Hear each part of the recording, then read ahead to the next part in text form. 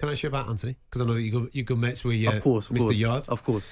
Obviously, we want to see him back in action in the not too distant future. I know that he's got a situation going on. You've just mentioned Frank there with his contract and what have you. How is he, first and foremost? We've not been able to speak to him for a bit. No, he always looks like he's on holiday, enjoying himself, getting a little bit of sun on his face. No, he loves a good time, but he's in the gym. He's working hard. I was with him, I'll say about 2.5 weeks ago, 3 weeks ago. We went for a Nando's, but it was nice. It was nice. It was good seeing him. He spoke to me about obviously certain situations, about obviously what he's going through, but with Frank and I, but of course they're going through their own, whatever they're going through. Of course, look, this is there's boxing. a contractual disagreement at the moment. Is the scenario they're in? Just to not make you say it. Yeah. That basically Anthony Yarde said he was out of contract with Frank Warren in Queensbury. Frank says he was still under contract. We're lamenting it because we wanted to see him in with Joshua Boazzi, or even Willie Hutchinson, that a fight that might have happened. But at the moment he's frozen out, and we don't know what's happening. It's as simple as that. But there's no fight booked for him at the moment. No, not at all. And it comes back to a similar thing that we're probably saying to you, Bilal. We've got a supremely talented fighter there in Anthony Yarde. 100%. And I get it. He's headstrong. He's a young man. He's got his own thing, and he wants to achieve X, Y, and Z. And he thinks a certain thing. Yep. He's got a situation with his promoter, Frank, who wants to do X, Y, and Z and do certain things. I think they've worked to this point incredibly well together. He's been in 2 world title fights against huge names. 100%. To this point, it's worked incredibly well. We don't know the ins and outs of that scenario.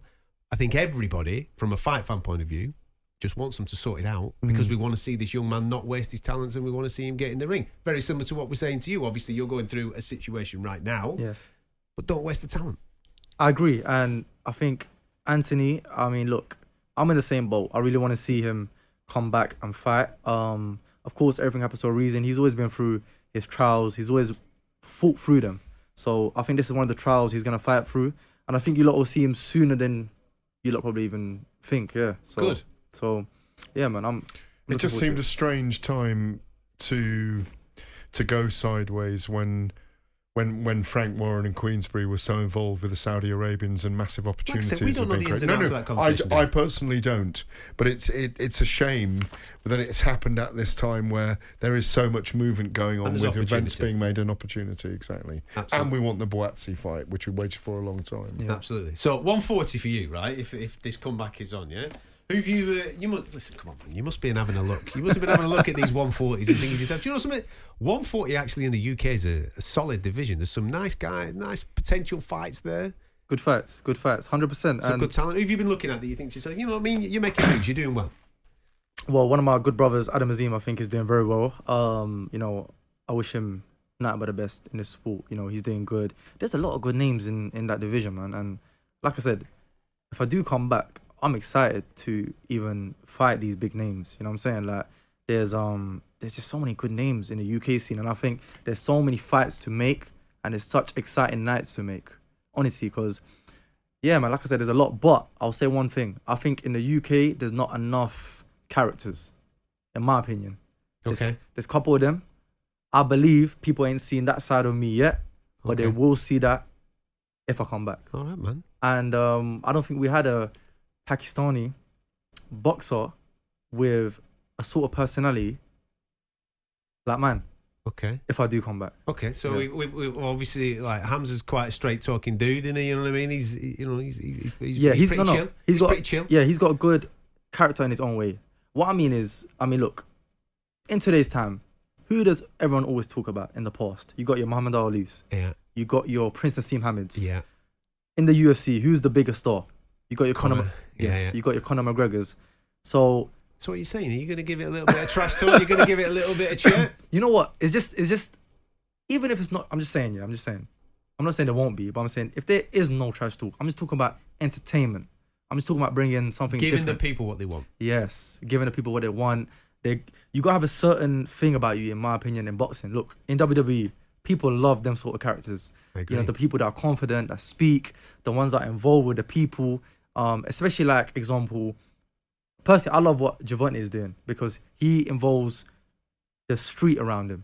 Yeah. What Jerron Ennis is doing, he's bringing the street around him.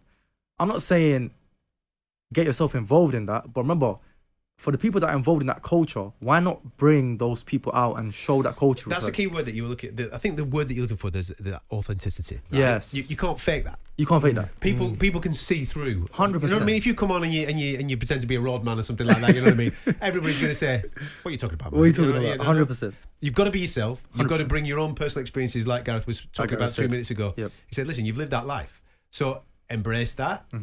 You know, don't shy away from that. No. But obviously, then the key thing is, from my point of view, anyway, looking at you, is that there's a positive light here.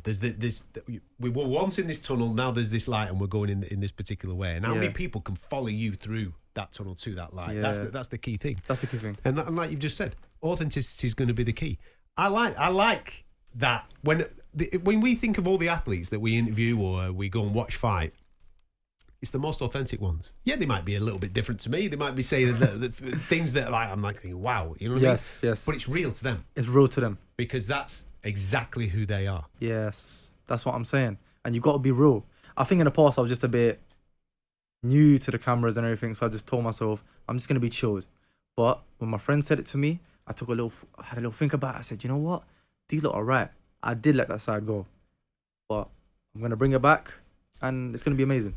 So I was saying to Adam earlier when you weren't in the studio, we haven't been in the studio for a month because of the Euros being on a Saturday night. And we looked back over the last month, and I was talking about Tank Davies and how 6-7 years ago when he came in, he fought one of the Walsh brothers. I remember that. He couldn't really express himself very much, but he's come out of himself. He's curated himself more. He's got his style. He arrives in a giant... almost looks like a tank with these giant security guys. Spent years around Floyd Mayweather where his 4 security guys literally made a little fortress around him because they all weighed 400 pounds each and they're all 6'7". And it's just, and I'm not saying that you need a massive entourage at the moment, but how you curate yourself and how that develops in front of the cameras. Those kind of things can happen very quickly at the moment in fight sports. They can. We live in a viral world. You're going to get a call off the back of this show. Somebody is... I might be managing you. Some promoter, some manager is going to watch this and go, what? He wants to come back and nobody... Let's rock and roll. Yeah. And then it's up to you whether you want to dance with that particular person. You know what I mean? And go in that direction. My experience as well of people like you, and I'm not comparing you to anyone, is... that when people talk out like this, when they feel they have a message, they can back it up with the things they do in the ring. Archie Sharp came on this show, didn't he? About 3 months ago, Archie Sharp came on this show. He'd had problems promotionally, he'd had problems managerially. He didn't have anything. He came on this show. The kid's on the... When's he fighting? He's on the fight next weekend. He's at the O2. He's on the Chisora... Joyce fight. Wow. He's on that card next weekend. Okay.